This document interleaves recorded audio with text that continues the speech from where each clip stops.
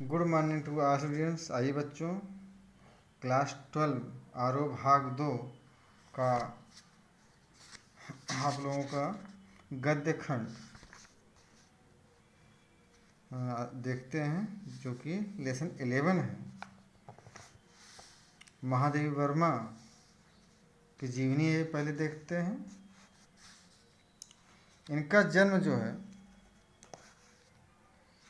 जन्म सन 1907 फर्रुखाबाद उत्तर प्रदेश में हुआ और प्रमुख रचनाएं इनकी जो हैं दीपशिखा यामा काव्य संग्रह और श्रृंखला की कड़ी, आपदा, संकल्पिता, भारतीय संस्कृति के स्वर, निबंध संग्रह है, अतीत के चलचित्र, स्मृति की रेखाएं, पथ के साथी और मेरा परिवार, संस्मरण रेखा चित्र।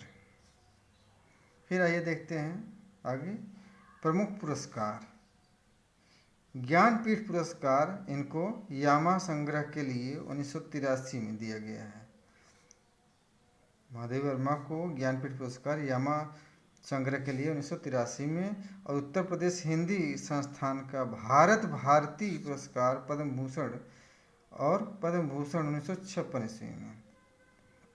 तो बच्चों, इस प्रकार से इनको ये पुरस्कार मिले हैं और इनका निधन सन 1987 ईस्वी में इलाहाबाद में, जो कि अब प्रयागराज के नाम से जाना जाता है।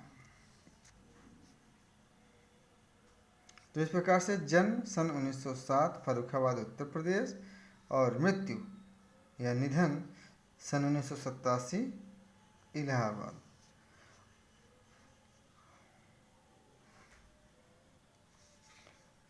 आइए आगे देखते हैं। संसार के मानव समुदाय में वही व्यक्ति स्थान और सम्मान पा सकता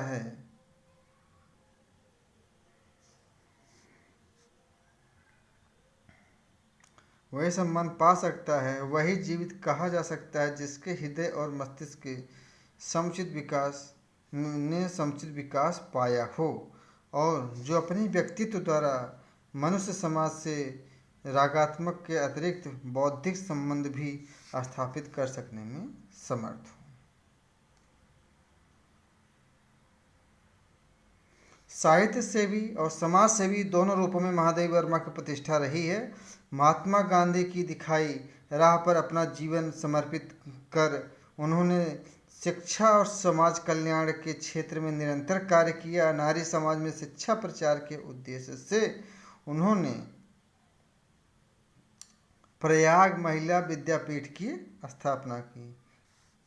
किस विद्यापीठ की? प्रयाग महिला विद्यापीठ की स्थापना की। साहित्य के जगत में महादेवी वर्मा की प्रतिष्ठा बहुमुखी प्रतिभा के रचनाकार के रूप में रही है। अगर कविता के क्षेत्र में छायावाद के 4 स्तंभों में से एक मानी जाती है, अन्य 3 हैं पंत, प्रसाद, निराला। तो बच्चों, यहाँ पर छायावाद के 4 स्तंभ माने जाते हैं, जिनमें महादेवी वर्मा भी हैं और 3 हैं पंत, प्रसाद और निराला। तो अपने निबंधों और संस्मरणात्मक रेखा चित्रों के कारण एक अप्रतिम गद्यकार के रूप में उनकी चर्चा होती रही है। कविता और गद्य इन दोनों क्षेत्रों में उनकी प्रतिभा अलग अलग स्वभाव लेकर सक्रिय हुई दिखती है।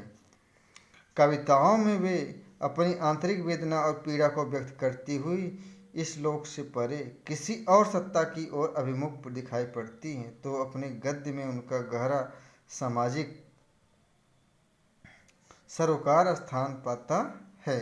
इनकी श्रृंखला की कड़ियाँ रचना है इनकी 1942 उस समय की अद्वितीय रचना है।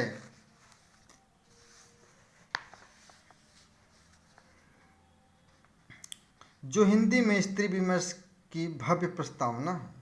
उनके संस्मरणात्मक रेखा चित्र अपने आस पास के ऐसे चरित्रों और प्रसंगों को लेकर लिखे गए हैं जिनकी साधारणता हमारा ध्यान नहीं खींच पाती, लेकिन महादेवी जी की मर्म भेदी और करुणामयी दृष्टि उन चरित्रों की साधारणता में असाधारण तत्वों का संधान करती है।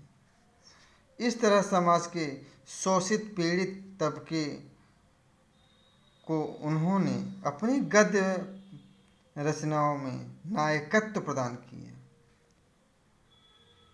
क्या किया? नायकत्व प्रदान किया। उनके इस प्रयास ने हिंदी के साहित्यिक समाज पर ऐसा गहरा असर डाला कि संस्मरणात्मक रेखाचित्र की विधा के लिए शोषित पीड़ित आम जन को विषय वस्तु के रूप में मान्यता मिल गई है।